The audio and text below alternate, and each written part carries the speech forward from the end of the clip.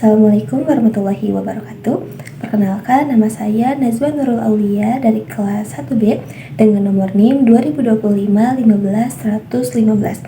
Tujuan saya membuat video ini adalah untuk menganalisis salah satu kasus bullying terhadap anak kelas 2 SD. Bullying merupakan tindakan yang harus dihapuskan dan tidak bisa dinormalisasikan karena tidak hanya melukai perasaan korban tetapi juga berpotensi menimbulkan stres, trauma, bahkan mengganggu perkembangan psikologis anak.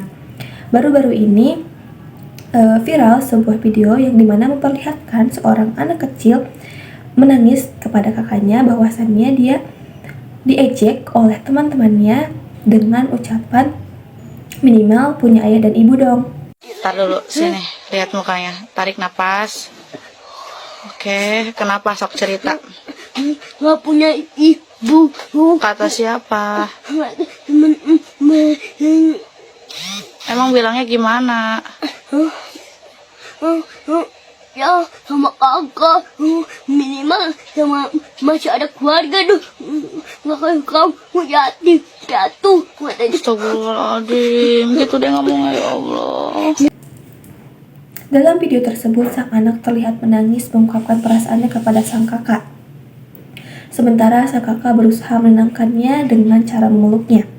Peristiwa tersebut merupakan salah satu contoh bullying verbal dan diskriminasi dan patut kita pahami apa penyebabnya dan bagaimana solusi untuk mengatasinya dengan strategi pendidikan yang tepat. Berdasarkan observasi yang saya lakukan pada video tersebut, terdapat beberapa masalah penting yang muncul.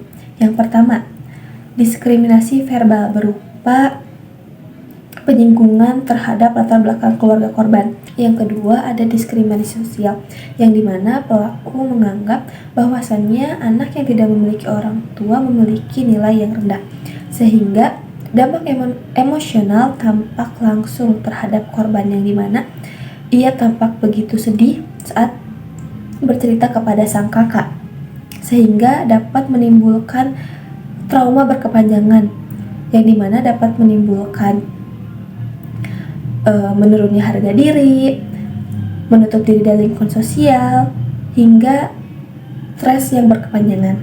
Yang ketiga, minimnya pendidikan empati terhadap pelaku bullying yang menunjukkan kurangnya pemahaman akan perasaan orang lain dan nilai moral dasar.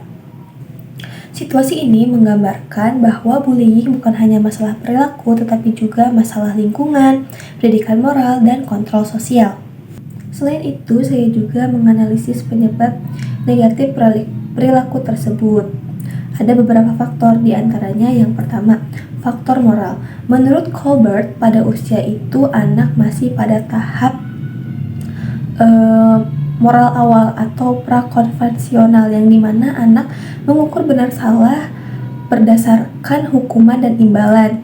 Jadi anak pelaku bullying itu tidak menyadari bahwasannya perilaku dia dengan mengejek temannya itu dapat melukai perasaan temannya.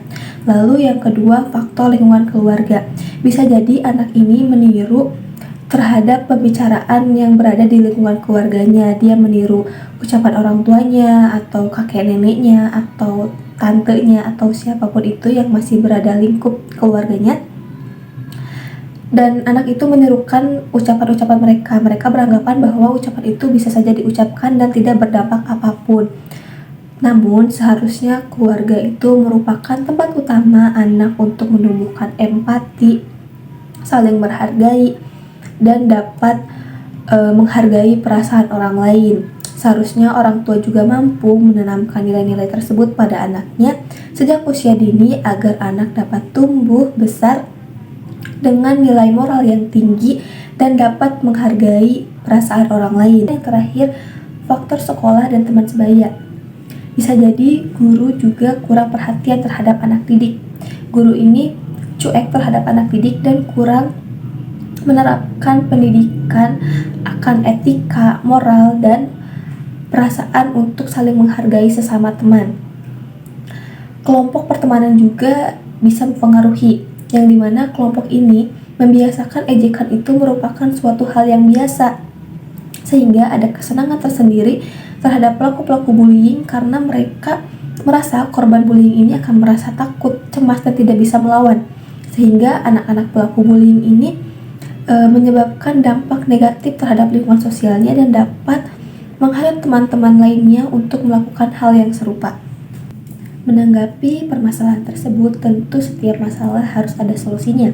Dan di sini saya memiliki solusi dengan teori moral Lauren Colbert. Para guru dan orang tua tentunya harus bisa membantu menaikkan level moral anak, terutama pada tahap konvensional. Karena anak mulai memahami norma sosial, empati, dan pentingnya memahami perasaan orang lain dengan cara kita mengajukan pertanyaan.